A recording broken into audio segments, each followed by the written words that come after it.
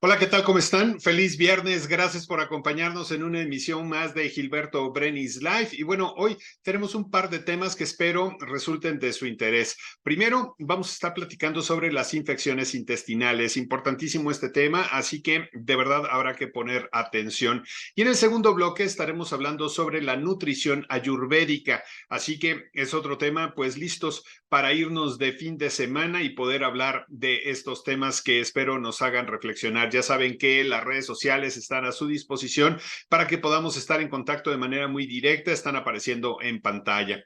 Comenzamos el programa y ya está con nosotros José Manuel Moreno Berbera, a quien saludo con mucho gusto. Mi querido José Manuel, ¿cómo estás? Qué gusto verte. Feliz viernes. Hola Gilberto, muchas gracias por la invitación y muchos saludos a ti y a todo tu auditorio. Y pues la verdad es que creo que es importante, ya hemos hablado en otras ocasiones contigo sobre lo importante que es el intestino y la verdad es que siempre que hablamos de posibles padecimientos que podamos tener, pues evidentemente esto genera dudas, preguntas y cosas que merece la pena que tomemos un tiempo para platicar, porque cuando hablamos de infecciones normalmente pensamos que son infecciones también que tienen que ver con el estómago, ¿no? Así es, el concepto de infecciones gastrointestinales es muy importante en la práctica médica diaria. Me gustaría, en forma muy particular, iniciar con algunas definiciones básicas para nuestro auditorio. A veces confunden gastritis con lo que es enteritis y con lo que es colitis. Entonces, el sufijo itis denota inflamación. Gastros, estómago, inflamación del estómago. Esto generalmente es por cuestiones acidopépticas. Enteros es intestino, entonces enteritis, inflamación de lo que es el intestino delgado, y colitis prácticamente hace alusión a lo que es el colon. Rápidamente, después de lo que es el estómago, que es el tercer segmento del tubo digestivo, después de lo que es la faringe y el esófago, después viene ya el intestino delgado, que tiene tres porciones: duodeno, yeyuno e ileón. Son 4 a 6 metros donde se lleva a cabo ahí la digestión y la absorción de la mayor parte de los nutrientes. Y después ya empieza el colon, del cual hemos hablado en forma muy amplia en otras ocasiones, con sus diversos segmentos. Y estos son las partes anatómicas que están comprometidas en este tipo de infecciones gastrointestinales. Pues cuando las personas nos dicen me duele el estómago, pues se refieren a que les duele el abdomen. El estómago realmente duele cuando se distiende. El dolor visceral ocurre con la distensión de estos órganos. Entonces, hechas estas precisiones, ahora sí me gustaría hablar de lo que son las infecciones. Las infecciones gastrointestinales pueden deberse a muchos, muchas etiologías, muchas causas, dentro de las cuales tenemos las virales, las parasitarias, las bacterianas, y esto va a ser alusión o corresponder a ciertos grupos de edad. No es lo mismo una persona de la tercera edad que un recién nacido o un paciente adolescente. Entonces aquí tenemos que considerar mucho la edad. Los pacientes pediátricos generalmente están afectados por lo que son los virus, dentro de los cuales los más frecuentes son los rotavirus. En las personas de edad avanzada, prácticamente al igual que en las personas adultos jóvenes, son infecciones bacterianas las que más van a tener presencia junto con las parasitarias.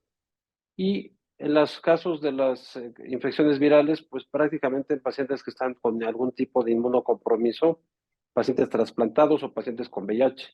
Hechas estas precisiones, a mí me gustaría el día de hoy platicar de las infecciones bacterianas más relevantes, más importantes, hablar de generalidades de estas enfermedades, y en una segunda oportunidad quizá hablar de lo que son las infecciones parasitarias en general, también en el tubo digestivo. En este contexto, pues aquí tendríamos que hablar de infecciones tipo salmonelosis, shigellosis, de Yersinia enterocolítica, que son las más frecuentes, ¿sí? ¿Qué me gustaría también que el público, nuestro auditorio, supiera? La manifestación de este tipo de infecciones gastrointestinales es muy parecida. Va a haber dolor abdominal, va a haber evacuaciones con moco y sangre, lo que nosotros llamamos disentería. La disentería es la presencia de evacuaciones diarreicas con moco y sangre. Entonces, tenemos que hacer precisiones y poderlas diferenciar de esta forma para poder determinar la causa, ¿sí? Dolor abdominal, fiebre, con escalofríos y evacuaciones. Las características de las evacuaciones nos van a determinar la causa de este tipo de patologías. Ahora, normalmente cuando algo sucede, algún tipo de infección, normalmente nos mandan a hacer estudios, ¿no? O incluso en la consulta se puede determinar a veces si comiste algo o cuál puede ser la posible causa, pero cuando se hacen este tipo de análisis, algo que me llama mucho la atención, José Manuel, es el tiempo que pasa entre que te haces la prueba y te entregan los resultados, que a veces puede ser a lo mejor un día y que pues tú te estás sintiendo mal. Entonces, ¿hay algún tipo de medio paliativo que se pueda dar para al menos pasar ese día de manera más pacífica y tranquila? Claro, el tratamiento debe iniciar inmediatamente, porque como tú lo dices, la persona está clínico y la primera medida es la hidratación, que el paciente se mantenga bien hidratado. Si la vía oral se puede usar porque el paciente tolera bien la vía oral, la debemos emplear. Cuando el paciente tiene vómito y es imposible usar la vía oral, tenemos que recurrir a la vía intravenosa, la vía parenteral. Ahí sí hay que hospitalizar temporalmente al paciente para poderlo hidratar y debe iniciarse, una vez que se obtenga la muestra de la materia fecal para el análisis correspondiente, el tratamiento antibiótico que en cierta forma es empírico. Iniciamos con tratamientos con quinolonas y con cefalosporinas. Por lo tanto, una vez que está bien hidratado el paciente, debemos considerar el inicio de tratamiento empírico con antibióticos. Dentro de ellos, los más frecuentemente empleados están las cefalosporinas y las quinolonas. Estas últimas tenemos que considerar que están contraindicadas en el grupo etario en donde van a afectar los centros de osificación, el centro de crecimiento de los niños. Por lo tanto, en los escolares, en los pacientes menores de 18 años no se deben usar las quinolonas. ¿Cuáles son las quinolonas? La ciprofloxacina, la levofloxacina principalmente. Entonces, este tipo de antibióticos se emplean en forma empírica y una vez que se obtienen ya los resultados de los estudios correspondientes de la materia fecal, que básicamente son los coprocultivos, ya se puede ajustar el tratamiento. Otro de los medicamentos que se emplean es el trimethoprim con sulfamethoxazol y principalmente esos son los que más empleamos, pero el tratamiento debe iniciar en forma concomitante también con algún analgésico para que el paciente se sienta mejor y también en caso correspondiente con algún antidiarreico. No podemos permitir que el paciente se deshidrate. Dentro de los más frecuentemente empleados en forma rutinaria es la loperamida, pero la gente en forma común usa el Pepto-Bismol que causa estreñimiento, perdón por el gol, pero eso es algo que se puede emplear. Sin embargo, nosotros dentro del interrogatorio tenemos que precisar un poquito la causa. La shigellosis, la salmonelosis tienen su causa y muchas bacterias en la ingesta de alimentos crudos. Entonces, como todo lo que hemos estado platicando aquí en nuestras entrevistas, la prevención es una de las medidas iniciales que vamos a tener que proporcionar en estas pláticas. ¿Cuál sería la recomendación inicial? Ingerir alimentos que estén bien cocinados, que estén cocidos, que no estén crudos. Obviamente, los cuidados de la preparación de los alimentos, que estén lavadas las verduras, que estén lavados todos los alimentos y sobre todo también los cuidados que uno mismo tiene cuando ingiere los alimentos, es decir, uno mismo tener unas uñas limpias, unas uñas recortadas para no guardar microorganismos y también tener la costumbre de hacernos las manos. Hay un debate, Gilberto, si es necesario o no desparasitar a la población en una zona endémica como México, o es suficiente con nada más lavarse las manos para que nos demos idea de lo importante que puede resultar esta medida tan básica, pero que nadie hace. Incluso lo podemos observar en un baño de algún restaurante, como el 80 o el 90% de las personas no se lavan las manos después de haber recurrido a alguna situación de tipo de una necesidad fisiológica. Entonces, este tipo de medidas preventivas nos van a ayudar mucho, van a impactar en no adquirir este tipo de infecciones. La salmonelosis, la shigellosis, hay situaciones en las que ha habido epidemias, las fiestas de 15 años, las bodas a las que concurre mucha gente, pueden ser el origen de unas catastróficas infecciones generalizadas de población importante y por eso es que tenemos que considerar estas medidas preventivas en forma inicial. Algo que quisiera saber, cuando hablamos de infecciones, por ejemplo, durante la época de calor es cuando a lo mejor se presentan de manera más frecuente, pero creo que es a lo largo de todo el año, pero sí es, digamos, el tiempo en donde más casos se encuentran precisamente cuando hace calor porque se descomponen los alimentos.